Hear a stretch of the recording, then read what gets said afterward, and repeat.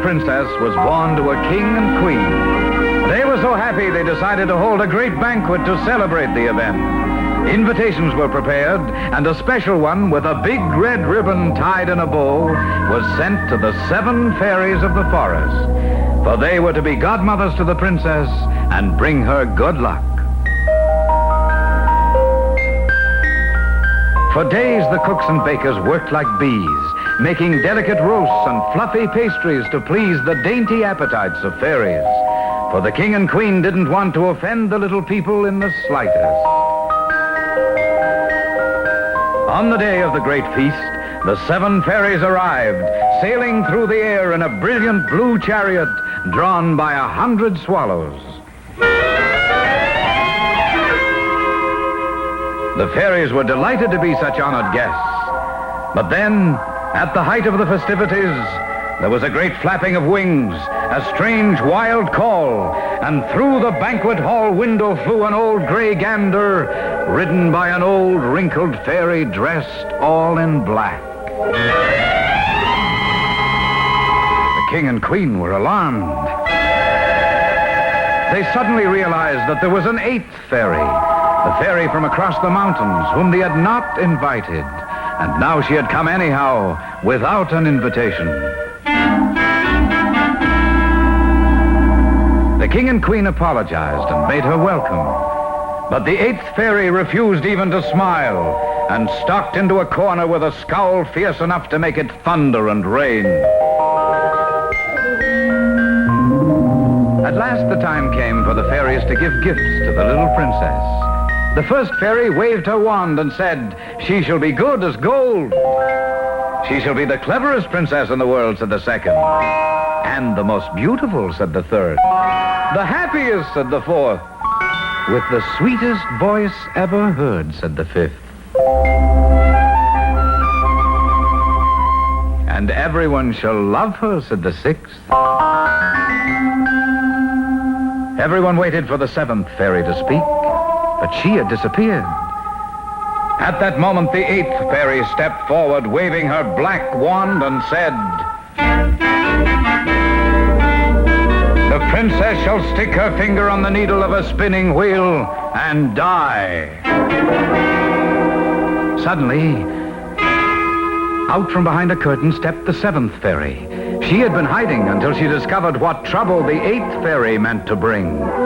Now, she couldn't do away entirely with the 8th fairy's spell, but she could soften the blow. "The princess shall not die of the wound," cried the 7th fairy. "She shall only sleep for 100 years until a prince comes to awaken her with a kiss."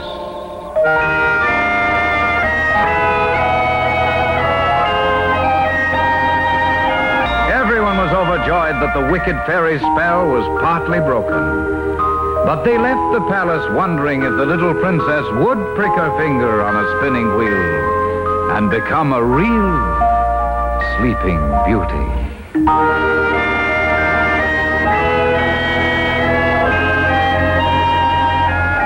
The king and queen decided to do everything in their power to protect their princess from the wicked fairy's charm. Soldiers were sent near and far to gather together every spinning wheel in their kingdom. They were burned or broken into little pieces, so that in all the land there was not a single spinning wheel left. The years went by, and as the 6 good fairies had prophesied, the princess grew up to be extremely beautiful, clever, with a nightingale's voice, and loved by all who knew her. One day, the young princess decided to explore the castle, which was very large and had rooms and hallways she had never seen. Soon she came to a winding staircase which led to an old tower.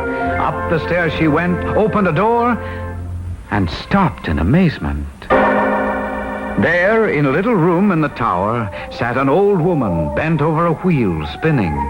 Now, the princess had never seen a spinning wheel, and she was entranced. The old woman beckoned to her. "Come, I'll teach you how to spin."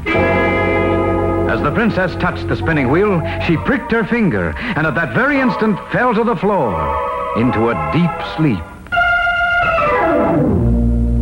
The old woman, who was the 8th fairy in disguise, laughed and disappeared. Immediately, everyone else in the kingdom fell asleep. The gods at their posts, the cook at his stove, the king and queen on their thrones. The castle grew silent, as if night had settled over it. Years passed, until at last, in the 100th year, a young prince from a neighboring kingdom, hunting in the forest, spied the towers of the forgotten castle. Curious, he rode forward.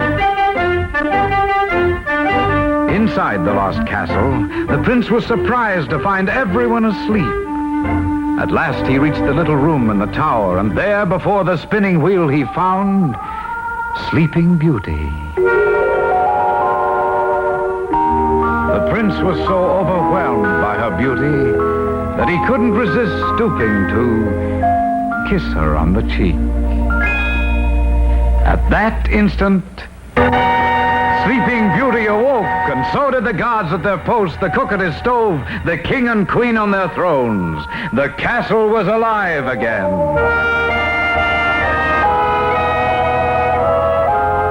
Not long after that, the prince married Sleeping Beauty, and everyone was invited.